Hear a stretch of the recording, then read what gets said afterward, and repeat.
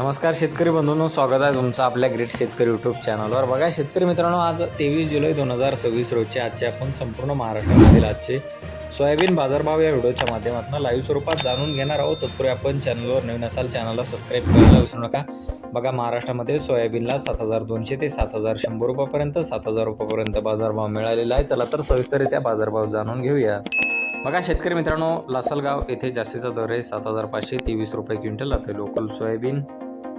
बघा, पुढील बाजार समिती सोलापूर येथे अवकालेले 19 क्विंटल असे दर 7295 रुपये, सर्वसाधारण 7260 रुपये क्विंटल आहे लोकल सोयाबीन। बघा, पुढील बाजार समिती अमरावती येथे अवकालेले 720 क्विंटल असे दर 7191 रुपये क्विंटल आहे लोकल सोयाबीन।